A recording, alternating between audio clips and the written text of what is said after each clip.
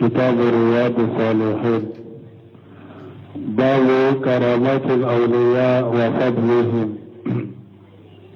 وعن عروة بن زبير أن سعيد بن زيد بن عمرو بن نوفل رضي الله عنه خاصمته أروى بنت أوس إلى مروان بن الحكم، وادعت أنه أخذ شيئا من أرضها، فقال سعيد: أنا كنت آخذ شيئا من أرضها بعد الذي سمعت من رسول الله صلى الله عليه وسلم. قال: ماذا سمعت من رسول الله صلى الله عليه وسلم؟ قال: سمعت رسول الله صلى الله عليه وسلم يقول: من أخذ شبرا من الأرض ظلما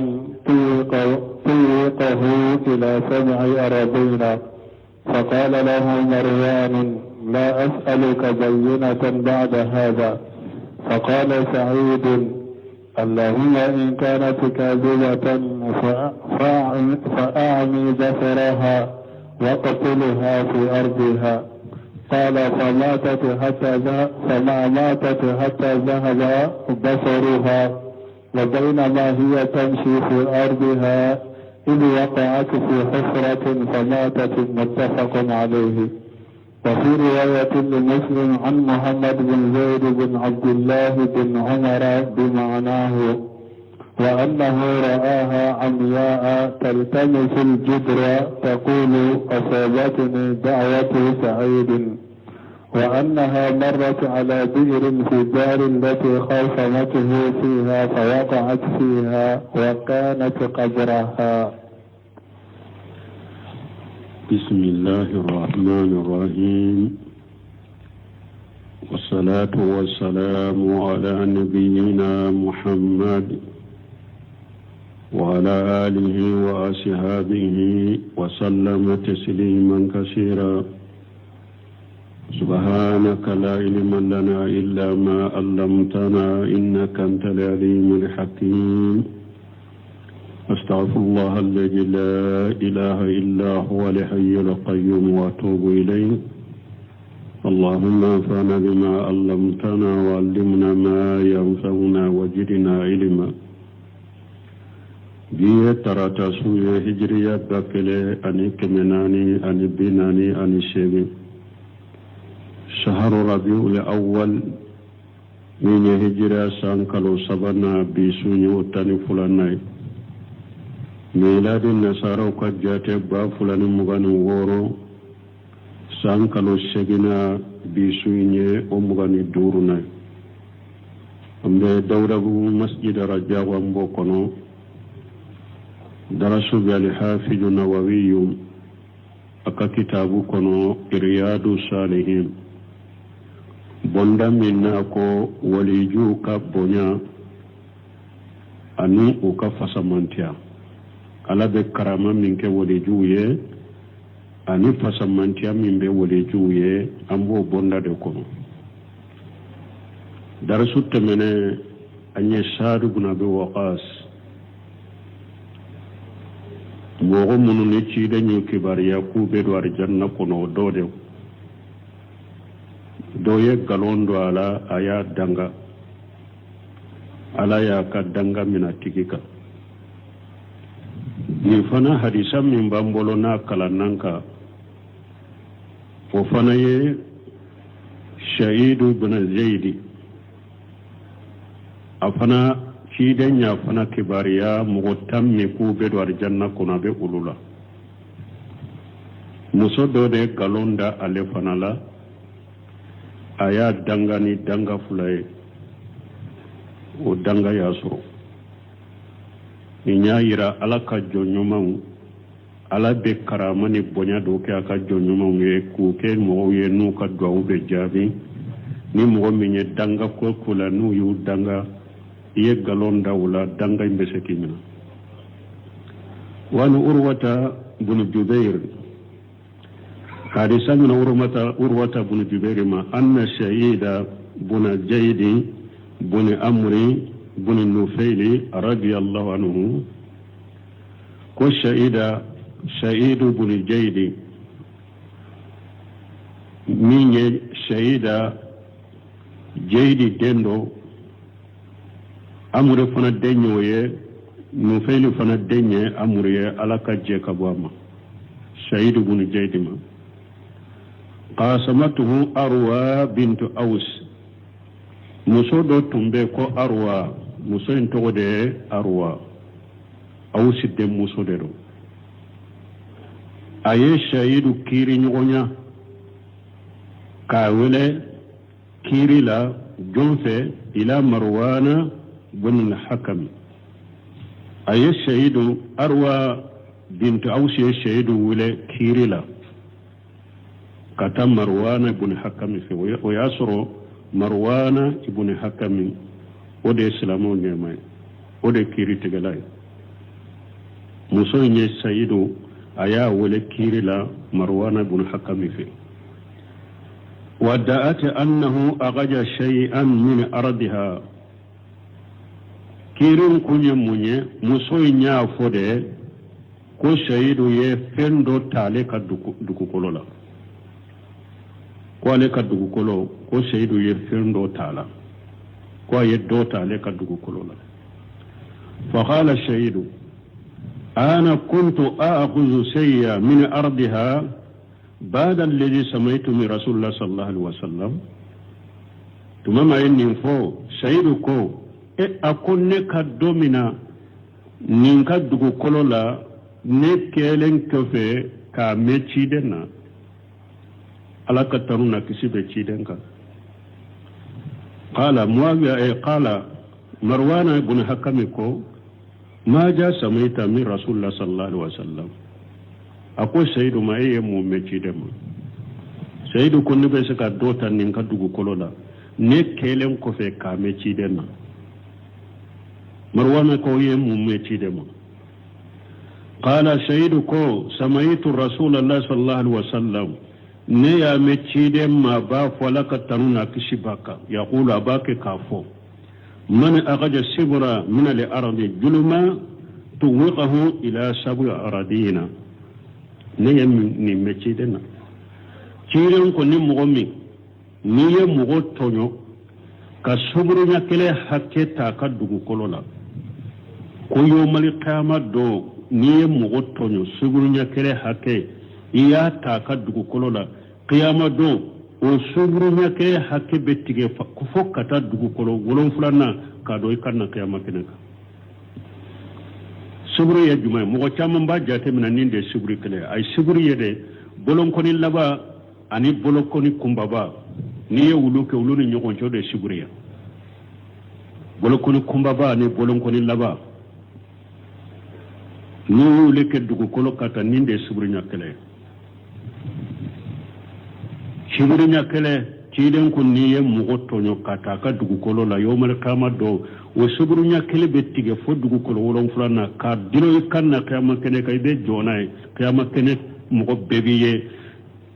samba bi duru min ni mo ba ke joli aqid kayama kene kay eni dugu kolo inde be jo فقال له مروان ko shahiduma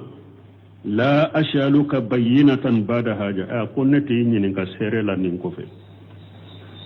mana nin kuma wase ya ema sere ka fo ima dota akadugo kolola ne tinyi nin ka sere la nin ko fe fa qala shaidu wala shaidu ko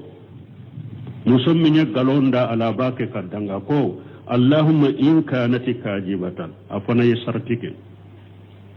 akon tigi ala na ya suru musunye galon tigelade aye galonde tige kadanne ka konya ka dugu kolo dota ka soro ma dugu kolo ma dota ka dugu kolo la fami basaraha ika nyew finye tele waqtuluha fi ardiha aw ika faqa ka dugu kolo indala ayi galon dane la dugu kolo min ka kola de ika faqa dugu kolo indala qala fama matati urwata bu jubairi ko akon musoyi masa abada hatta jahaba basarwa fo anye wutara anya finyera wa bainama hiya tamshi fi ardiha fenni nyogonce kato tamala akadugu koloyin kono akadugu koloyin ka iji wakati fi hufurati famatati abinna dinga do kono asara muntafaq alayhi bukhari muslim bin hadithaina wa fi riwayati li muslim anana muslimu kanna chogo dola anni muhammad ibn jayd ibn abdullah ibn amra ibn umara bimanahu anana riwaya werela kabo muhammad ibn jayd ibn abdullah ibn umara ka hadisai manafo wa annahu araha amuya ko alayya nin musoye afinyela ma ko alayya musoye finyetoye tilka mislu judura na be kogo mina alayya musoye nye afinyeto abe kogo mina taqulu ayre bake kafo asabatani da'watu shahidi ako shahidi ibn jayri aka danga yenneso wa annaha kum musayfana marrat ala birri fi dari allati qasamtuhu fiha kum musay kolodo tumbe dugu koloina aye ewa shahidu kiri nyogonyani dugu kolo minyere ko kolodo tumbe dugu koloin kono fa waqati fiha musoyin binna o koloinde kono sara wa kanat qabraha o koloinde kera kaburu yashakale asrahu nando na bunu semare mohla kasrahu la min karamatil awliya abe alaka jonyumu alaka walijo ka bonyano ka karamala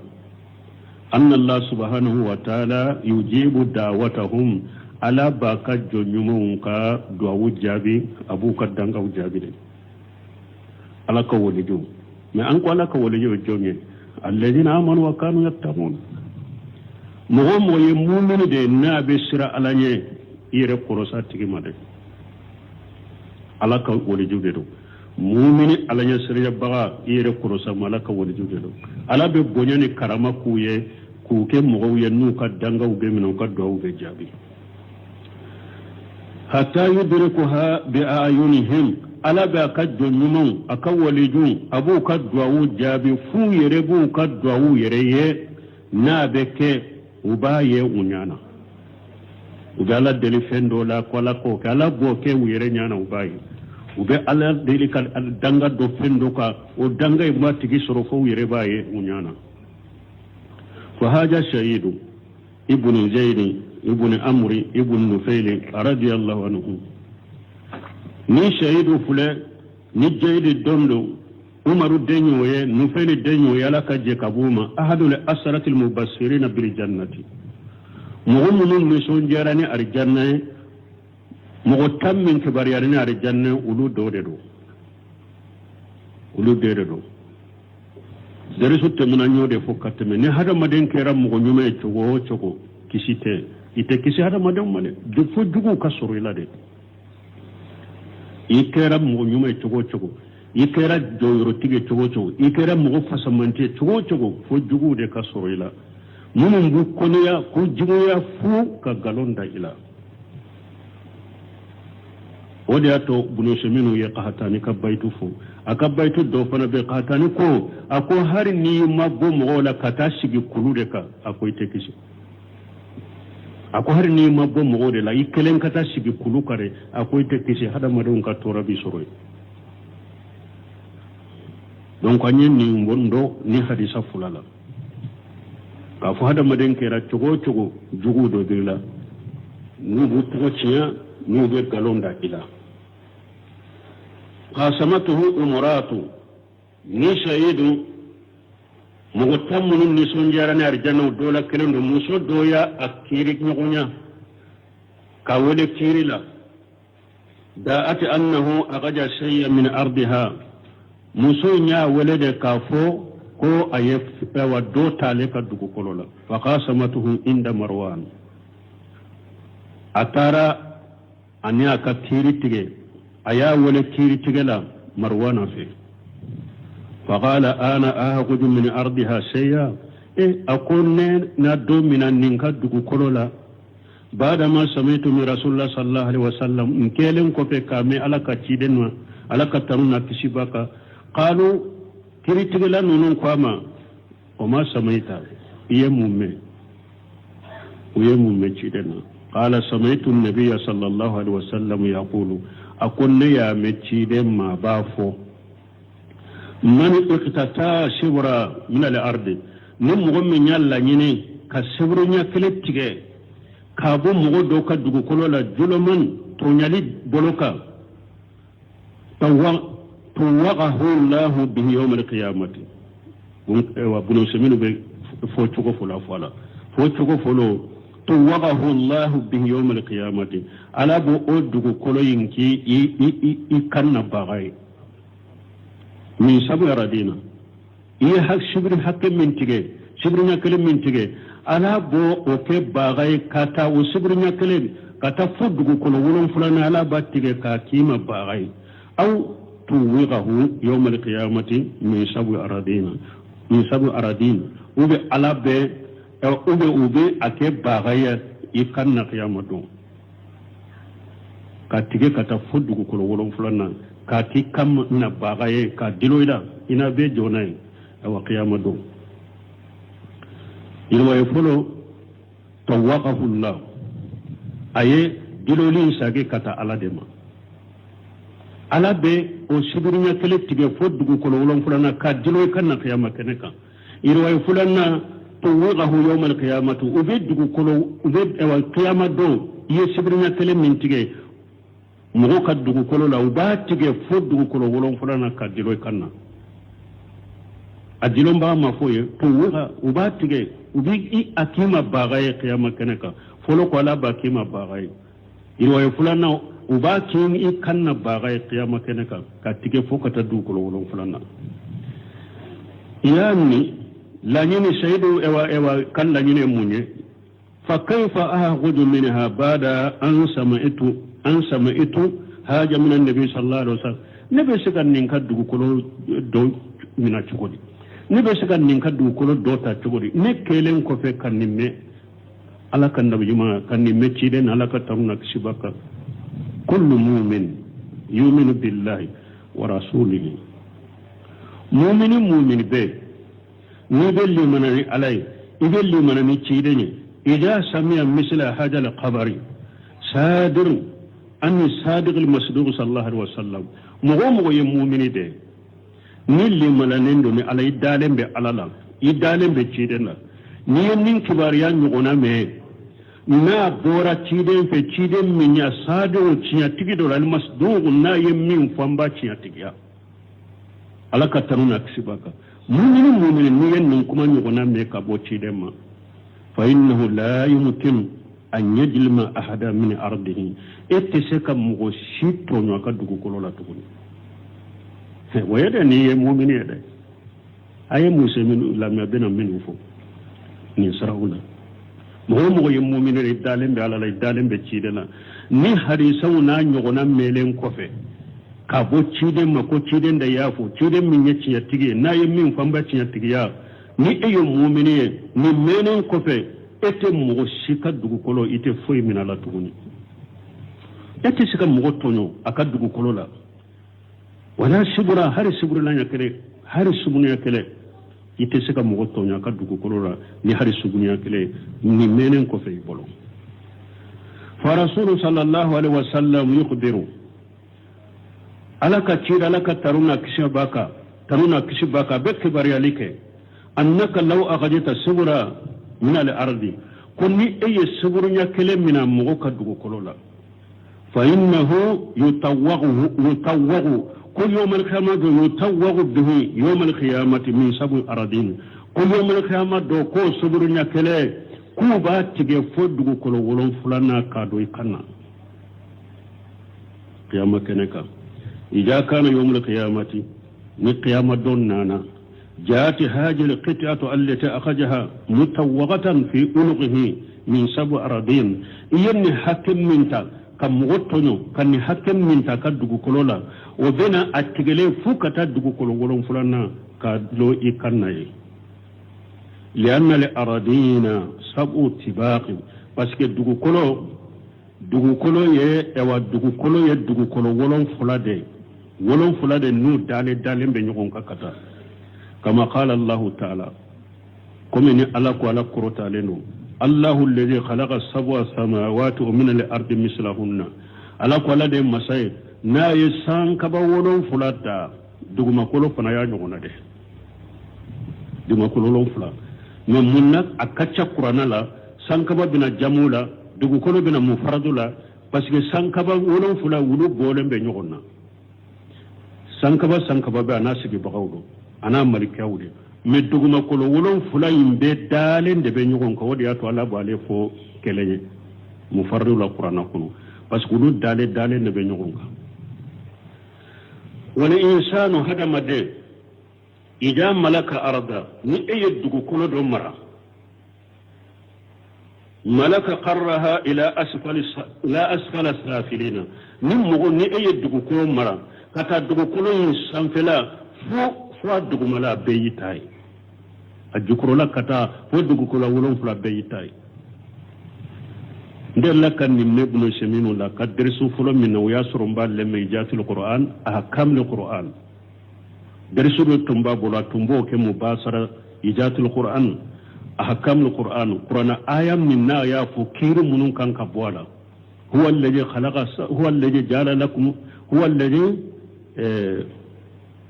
أباب أي والسماء بناء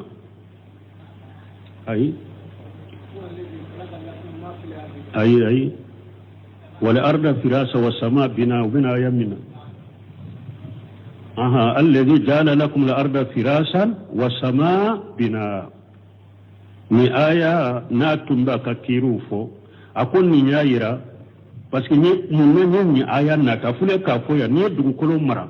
kata sampila fo dugukolo wolon fulana duguma itade ya be bo wayala akon ni dugukolo fana mara kata sampila fo jiya ka sankaba abe itai ika dugukolo hakke fo jiya ka sankaba bebe ka maradila e ka tadiro ako da ya da imaye ni jamana min ka biyo kana temale ka jamana ka wurdu babu na bibal parce que ka jamana sanfela fo sankaba abe ya tai wala ako ni mugo min dugukolo mara ka ta dugukolo sanfela fo adugumala ila al ardi sabi'ati fo ka ta dugukolo wolon fulanna ko abbe ka maradila وإذا ملكها أيضا ملك هواها إلى سرايا إما جاء يافو يا سيادة أو أكون يدعو كل مرفنا أسام فلا فو دولو سرايا فو دولو إتارو أسام فلا بيكا مردلا إيكا مرد باكا فو دولو لا أحدا يستطيع أن يبنى فوقه جسرا مغسيت سكا بوندلا إيكا دو كل سام نيما جناي asanfela fos dolo yitado mo site se ka pondo joye ya ka dugukolo sanfela la yitado aw ya hafira tahatahu qandaqa ubo mo site se ka fonse do dinga do shefana ya ka dugukolo njukoro yitado comme be mo tiro dinga udila chogome mo site se go ke uba ko su tere de ba ka adugo ka ika dugu kolo sanfela ka kono ka adugo malase mo site se ko fanate ka dunasi akono itado ya anna li arda lahu ila asfali safilina parce que dugu kolo ni tade fukata dugu mala wa ila ala samai kulluha lahu aw katafu sankaba fana abeitai ika dugukolo hake fukata dugukolo wolon fula na itado ika dugukolo hake fukata jiya sankaba itado abe itai ida kana yawmul qiyamati ni qiyamah don kera don kusanan ka tamene faida do bene parce que hadisan ba fa an ka dafa wati ko so faida do fara be nanyu foni anno fa kani wodi ya to doni ka baw ko misiri fule ni kene min di misiri de ma ya nganya kon nin kene misiri de be joala ima nganya ka faraka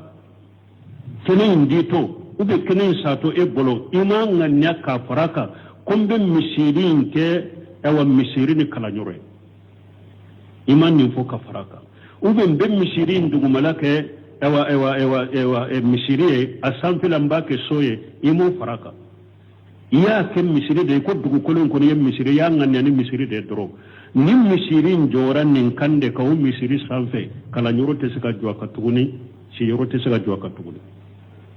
parce que depuis misiri njora ko ni na jora ni misiri nyere kata misiri sanfe fo sanka ba bebe misiri contrôler asisa ateseka ke kala nyoro ya ateseka ke soye tuguni parce que bebe misiri de contrôler wala mais na ya soro yere da ya nganna dugu kolo dito ube ka dugu kolo depuis amajo i kombe ninjo ka dugu malake misiri de ka sanfila ke kala nyoro daga riye ube mba dugu malake misiri le ka sanfila ke shiro daga riye ni fora depuis misiri majo mais misiri dole ko fe kon ni nyem misiri de ye amanga nya ka faraka ko sanfila be ke ewa kala nyoro amanga nya ka faraka ko shiso be bila sanfe tawa kata misirin duguma misiri sanfela fo kata nya sankaba bebe misiri contrôler la fo itese ka nyala tuguni ni misiri de إذا كان يوم القيامة نقيام دون سيرا وهذا قد اقتطع شبرا من الأرض بغير حق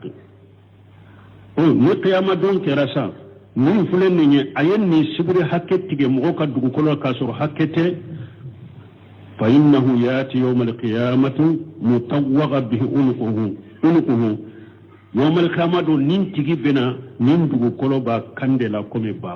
نسأل الله العافية أم بألا دلالك اللافية وفي اليوم المشهود يوم القيامة أبك الدنج ما فنا دومين سيريا دو نببي سيريا دومين القيامة دو حيث تحصر جميع الخلائق وقت من ندان فين ببي فرانيون كاي حتى الأهوس كلها تحصر يوم القيامة هل كنو فيو أببي فرانيون كا ببي كنو كا فرانيون كا قيامة دو نمبه كيلا ودون دي أبك بيدي نانا جناني هذا ما ديني دان فين بي دان فين بيدي بي فرانيون كا هل كنو فيو أببي فرانيون كا دومي قيامة كنكا نببي شيرا لا نمبه كيلا ودون دي abeke ila odonne wa hajal mutari nin yadan timin fulani ne na yadara mu ka ku kaddu ko mina yusahadu hamila hajil arda wa yaidu billahi qiyama kini mu bebe sere yala nin dugu kolo talemba bolo kanna ala kan kisi kantaga min sabu aradina fodugo kolo lon fula burawum be sinju be modo be nabiyumu be mogo nyumu be abede be kungo kono fewu jinani hadama de dommi nye sereya donye dommi ni danfem bebe faranyogon ka nin danfem be nyana e yadanti nin dugu kolo dobe e kanna fokata du kolo don fulana ni be jona be baye ولهذا قال النبي صلى الله عليه وسلم من دقص النبي ما قال كترنا كشباك لان الله من خير منار الارض اقول يوم غدانغا مغمن نيه دغكرو دان نيو يلما خير منارها اي خير مراسمها دغكرو كداوني الدانسون فادغل شيء ليس له مانا اكرا جمانه دي ساو وبي دغوني وبي فروني فرو aka dan donen do ka fo ne ka foro ne karasa ka foro dan fuleninde e yo dan yelema ka temo ka karasa ka foro yoro do e ka foro kono ube ye karasa ka dugu do e ka dugu kono ube e ye ewa jamano dan faraw yelema ka jamana do ta faraitaka awa ci den koy dangalendo ni mugo bo ke dangalendo dugu do ka teme danna ku ka dugu kolo do dugu yoro do farawutaka ube forotigi do ni forotigi ika teme danna ka foro yoro do fara itaka ube jamana ka teme jamana do ewa danna ka jamana yoro do fara itaka cidon ku mo bo ki dangalendo wa fi haja abin min dalilu ala anna akhja sayyin min al-ard bighayri haqq min kaba'ir junubi dalabinna kuni mogo min ni fendo mina mogo do ka dugu kolo la kasro mina kontala hakete ika hakete ko junbo badero abe jate junbo bawde la li anna alayhi haja al wayla al azima lana parce que min janga katabai abeka oyedume danga kire ni danga yale wa annahu yuhmalu bihi yawm al-qiyamati awa ko qiyama do fana ibata de yed itonoli kene dugukolo hakke minye fo dugukolo wolon fulana ibata ikanna qiyama fama baluka ibnu saminu konni yeshibrinya kelenye fama baluka bi qawmihum al-yawma ya'khuduna amyala bal amyala li amyali waliyadu billah bighayri haqqin akum mo kala hala ni yeshibrinya kele tay mo kam la hala yemunye mo mun be kilo jato de mina amuyala kilo jate do mila ko ye kilo kele ani metre bi woro ni kononto mila be bodema do be ajate yere kilo kele mila amuyala ako e wa mugo ka kibariya jume mugo munum be kilo jate de ta wala ako bal amuyala li amuyali kilo jate fali wali yajib billahi bighayri haqqi mugo kala halay togo nyuma mugo munum be kilo jato de mina mugo la wandi dugu kolo kilo jato abe wulu be mina mugo la kata be fara nyon ka kuru kala ko shebay ko ani famo kadi fo dogu kanto ko yoro min kadi en wole o yasura ye yoro be so goyne he men balima ke qiyamah kene beede ni ekitari de do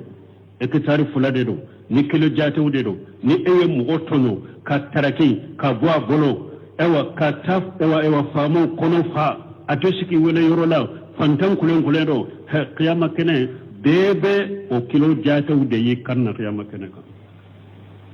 fokata du ko lo fulana he mugo kana kaba ko kana la de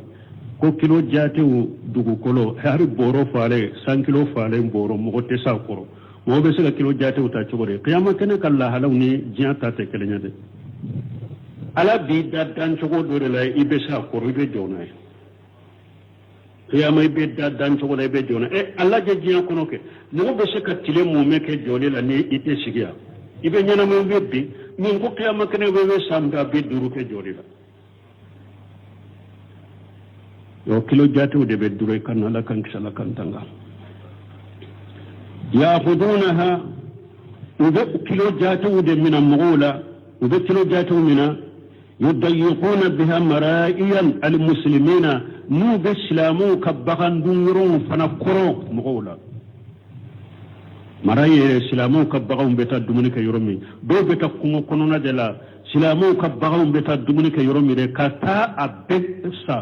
kata abet tranke kata kore ka kuru kala haris islamu ka bagaw te dumuni rosro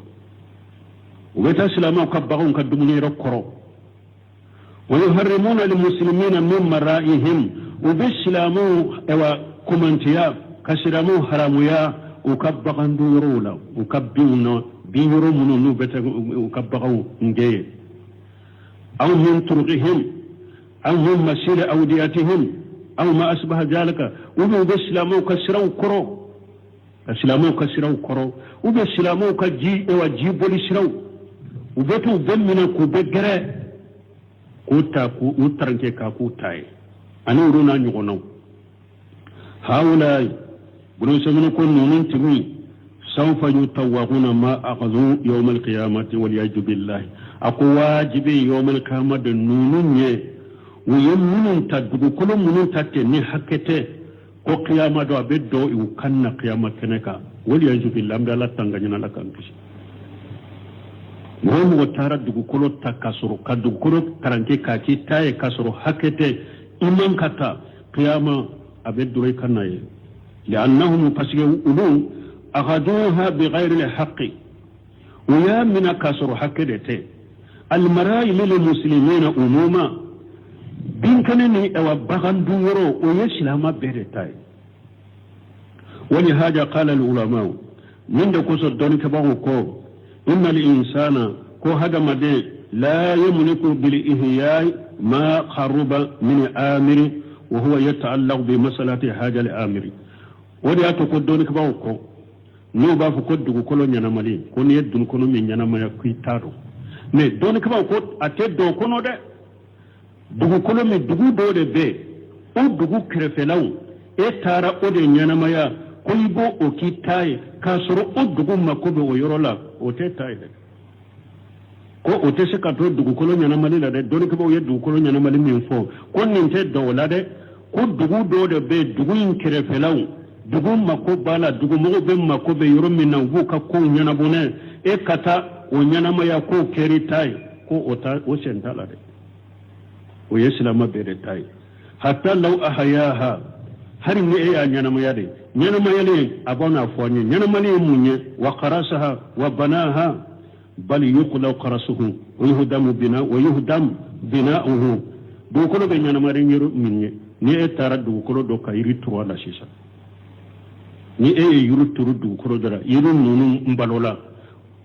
nyana mayara e o do ko nyana maya wa ube e tara do ko do lankolo le tuno e tara jog mo ta te e tara jog e o do ko nyana maya be saka kitai men ko ni e tara dugu kolo nyanamaya dugu kolo min be dugu do de kerefe dugu mogo mako bala o nyanamali ni iru de turala ambe te kayru bogoti de ateki taye de ni iru turala kayru bu bogoti ko boye de o ye dugu mogo be de taye dugu mogo be do mako bo yorola ko e ye iru turala te saka ki taye de ibi kayru e wa bogoti ko bala de na ya soro ye e wa kogo de jwala ko kogo be gurja ka boye de ateki taye إذا كان هذا يتعلق بمصالح البلد نا ياسر أو يرو بهم مصالح دور الدلول بيروينا يكن ينمو تسكت التاي وللبلد الاستت ملكا لفلان أو إلاني أو الدغو مي دغو تكو كرسال تارو فلان يدي من تغم فو إلانا كم غدو تغفو كو كرسال تارو دغو يبيد تاي دغو تسكت مغفلين تاي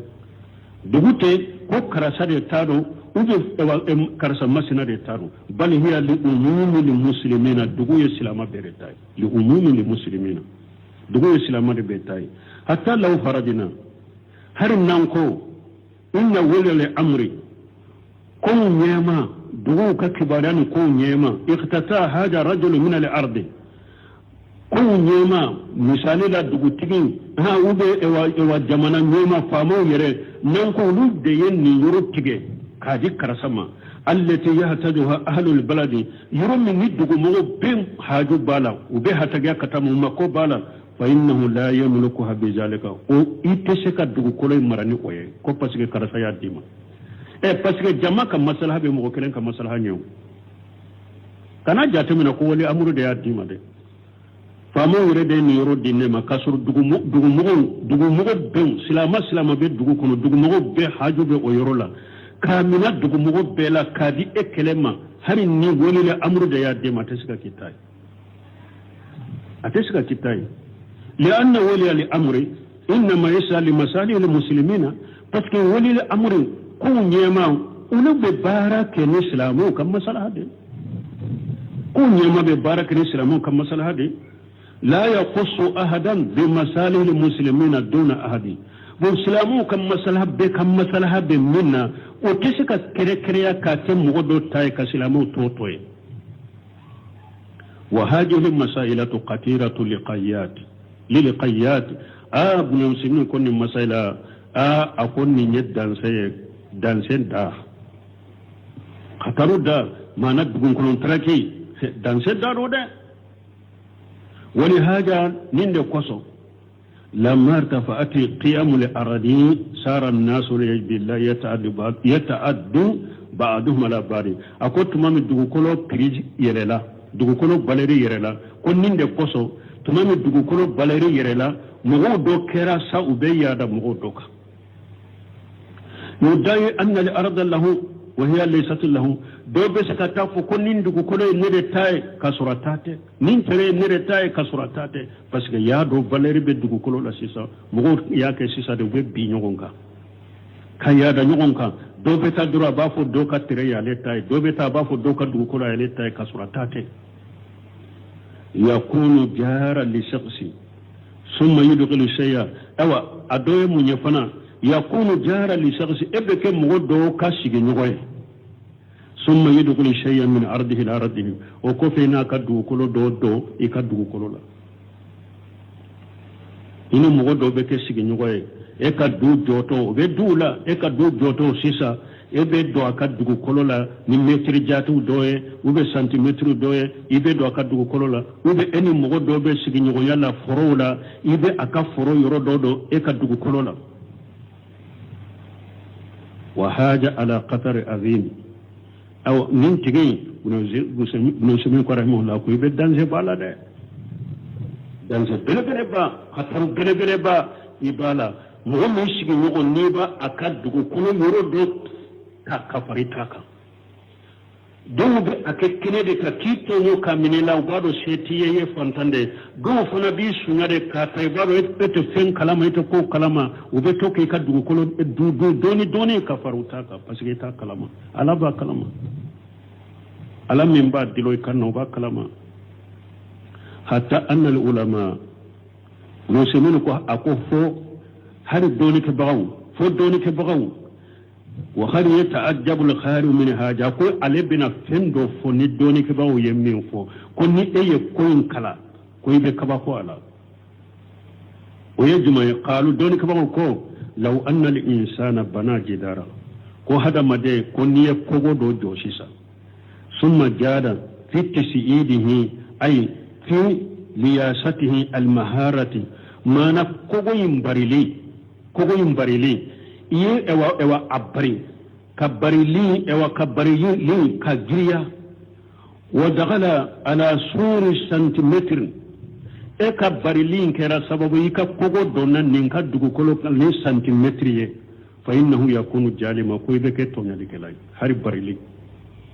كاسما تشايا كوكو لسا ube folo antum be kogo barini bogo minye ka bogo chaya I ka bari wa kogo barito iye awa barili bogo yin chaya fo bogo inde awa bora e ka kogo kono e ka mara kono ni centimetre kelenye iya tigitono doni ka bawo yanni fo nente ka bakoy ori ata ko ibe ka bako ala hari ni ka barili donna ni mogo ka awa dugu kolo ka ni centimetre ya tono ويكون بذلك مؤاخذا عند الله يوم القيامة أو أبك سبب بالله جابانوه على في قيامته سنتيمتر هر نيكا بريلي دي دونا نيكا كوكو بريتو دي دونا موكا دو ايوا مرالا سنتيمتر على بي إلا جابانوه قيامة فانظروا إكا الله جلك وتأمل إكا جات منك هذا التهذير من العلماء إلى حج لحد donc ba on fule kan nim balilin min fun nim balilin min sera min degere ma ko yere kan min lajjeke e yere kan min jate min akay wan nasu alana wala yubillah min mo shisa ambe ala tanganye ala kan kisin ya hujuna amuyala mo be kilo jato de min mo ka dugo kulo labbi aw amutara ube metre jato ugode min mo ka dugo kulo la ما هجل الوعيد الشديد كافر من كان كريم جلينكا كافر من كان كريم جلينكا مو دوبي دولو بكيلو جاتو دي منا مو دوبي مو بإكتارو دي منا مغولا مو دوبي مو بإكتاوا مترو دي تامغو كدوكو كولولا كافر من كان كريم جلينكا abeddume kan na foddu ko lolon fla qiyama do be jona be kene be nyana samba be duri ba kene jone e wani ciden koy dangalendo nimbe ka metri jato de beta mo ka dugo kolola mo ka tere mume nyere de be minula tere mume mo doli be ewa jamana in kono ya afanta naya akasojo ka ka terensa ka ka sojo pew donc le ya trake ka bo bolo kata papi wore boala ka sa ka fere ka wore famo mani ewa wori be di famo doma fana ni sera ma durambi do kasola palonte e bolo lan kolombe boala iba to abolo setiye o joli kera mo wala jamana ngo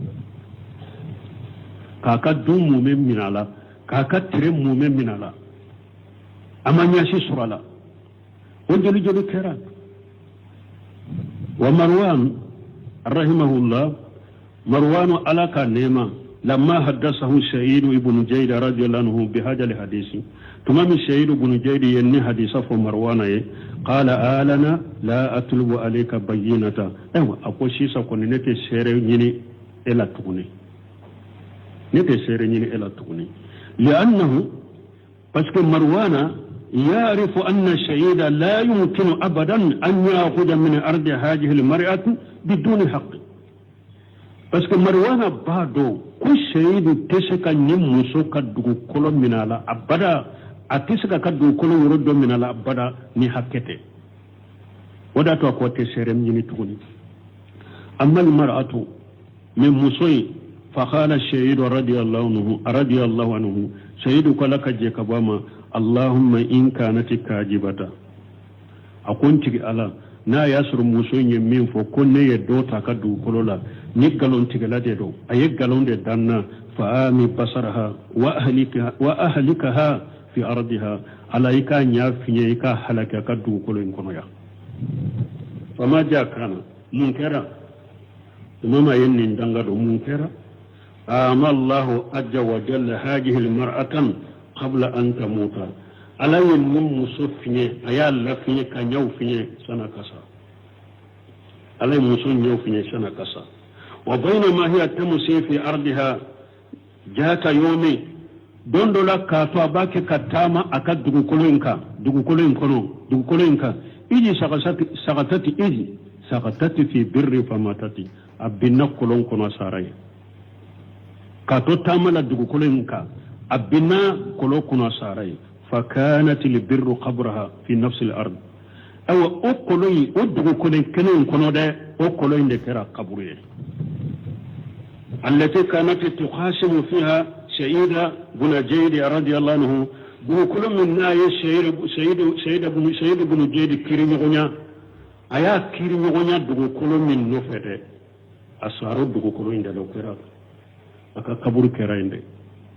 وهذا من كرامة الله عز وجل لسيد بن جيد من على كبنيان على كرامة نايا كسيد بن جيد أن الله جاب دعوته وساهدها ألا يكاد وجابا أيريا يا نانا من بكرة مسوينا سيرو يا نانا أيريا بي أيريا سيريا بلا أبكرة يا نانا هيا كاتونيا نميلا قبل أن يموت سنة كسا ألا من بيرا يرلا أن ينمي سنة كسا من بي مسوين سورا نانا من يكرمني بونيوي وغير سبق لنا أن يفو كتمي أن المجلوم كم مغتون له تجاب دعوته ولو كان كافرا مغتون له أكاد دنگا بجاب هرني كافر درو تجاب دعوته ولو كان كافرا نيه مغتون نا يدنگا أكاد دنگا بجاب بي من هرني كافر درو إذا كان مجلوما نيا تونو نا تونو دي هرني كافر تونو دي نا يدنگا كدنگا بي من لأن الله تعالى ينتصر للمجنون من جالمي بس على بيت مغطو نولين كتاجر سراتو نلكلالا دي لأنه جلا وعلا بس على مسمن كبكرو تالينو حكمون أدلون لا يجلم على يكيري تغلا دي أرات لينينو على تيتو نلكي ولا يمكن أحدا من الظلم أو على كمغشب بلا تنيالي فنا وقد قال الله تعالى في القرآن الكريم كلام رب العالمين أنا قوى قرآن بين كنو قرآن من يدان فم بيتك على ككمي إنه لا يفلح الظالمون على قطون يلكلاني روتاي أتغني فلا هي موني تونيو لكنيتا كنيني فنسورا بسر من يتكساما فظالم تونيو لكلا لا يفلح أبدا أتغني أبدا abin yin yana tasura bai siran minye a ta kisama fata ammal wa atadir bi hajil qissati don samir ko akwai ka jata mina ya ka takasilika ne min qisai wa qissati sa'id wa qissatu sa'd ibn abi waqas radiyallahu anhu ani sa'd ibn abi waqas ka qissa allati zakarnaha sabiqa ani sa'd ibn abi waqas ka qissa min fokka teme dirsu temene akwai ikan min qissa fulan jatamina kenin nunye ikatasinin nunye wa kaifa ajaba Allah da'wata ala yukaddanga nukadwa ujabe chukumi wa hadhihi hiya sunnatullah subhanahu wa ta'ala fi ibadihi awa ninten nunun doro yede ninye alaka lada ni alaka sunna de aka jonna ni alaka jonyuma ni eyere galonde tige ka dala ka tono na yi danga bimina de wala tagasini ni yede no munum be walli dugul kolo trakina ni fantan tonyale da ya tagasi kani ni yede kan jate mina kani ni qisa fula yede do ba fe ka kila sheba alaye fuite ebole te sika wala yorosila fo ba fuye ko yorum min kadiyen wala la hawla wala quwwata illa billah ta shi kai ka jata min nin kai sai wallahi attigi fanta su kono nana abeshe ka wuli ka salligita kare kan fula salli alam min be sanfi la ta'khudhu sinatu wala nawm jingote alamina ala tesinu wakati mi eddilalen bi daka eddalen bi kalli nyumayinka ikam matala nyumayinka e ka kilimu bika alin fantan be wole ka sali zakara kan fula salli asujudu to ala be sanfe jingo tamina sinugo tamina ya allah ya rabbi na yidanga bombu bila na kalite la dongo do moti tigay hari ka tige mo tay ko yoro men kadi ngole he kuma man jugo ay koy kuma man jugo ay abi wole ala fedro ala abi wole ala de la dro kala wole kama sufe asujudu to be ala wole kama dro o yimmo ko sale jeni lawra na nyama nguru la yino fe na yidanga ni banade no bana yisoro e be e wa faraje jamana imbe bila nyogo na ite frake je frake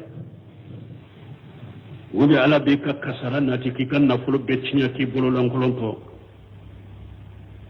ube ala bi makko ni la gara yomal kama do ka dolo kanna e an ka jatte minake hada madanka sabale de mugo tonyali mugo ewa galon tige kada mugo la mugo to chinya galon tige kada mugo la fu